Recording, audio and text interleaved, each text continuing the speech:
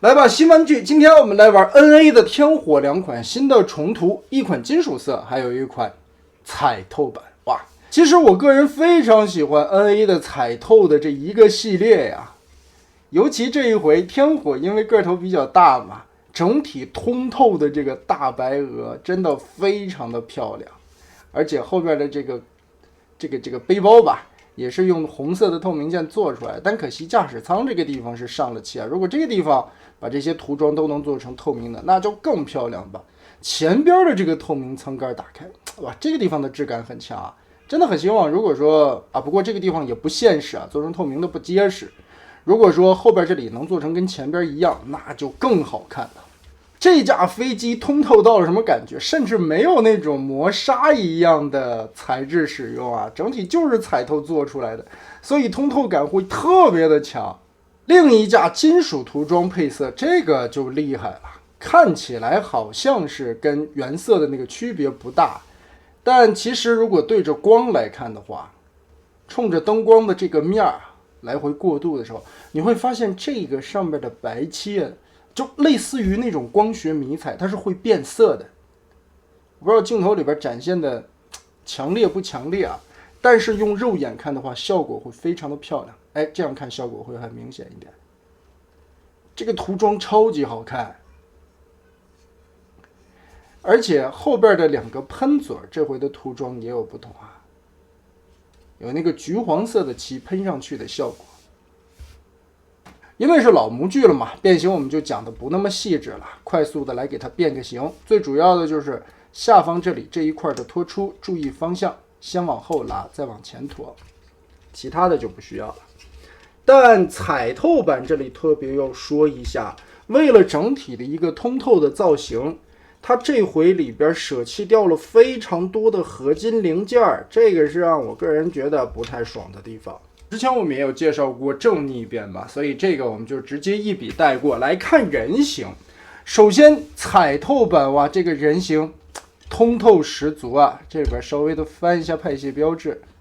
相当不错。而且非常喜欢彩透版的一个点就是它可以把里边的这些东西透出来，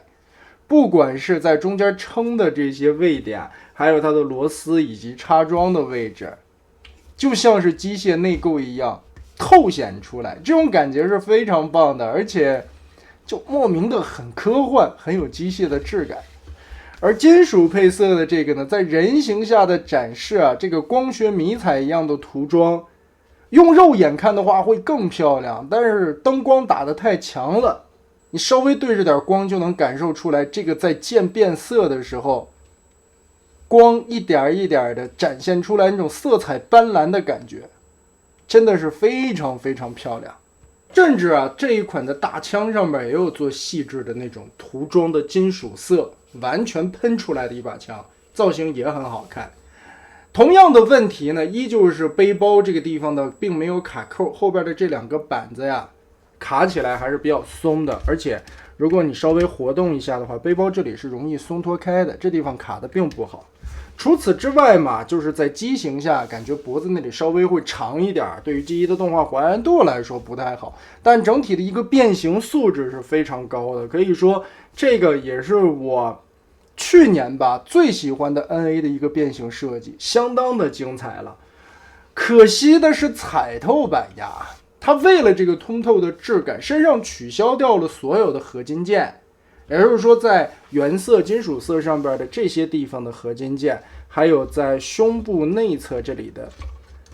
合金轴，在彩透版身上为了颜色好看，像这些地方还有胸口内侧这里全部换成了透明塑料。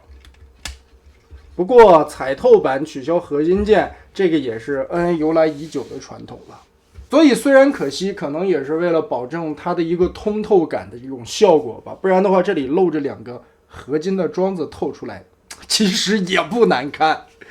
真的是，如果说这个地方的轴真的做成合金件的话，透出来的质感也很强嘛，而且也会更漂亮一些。这一块的合金板子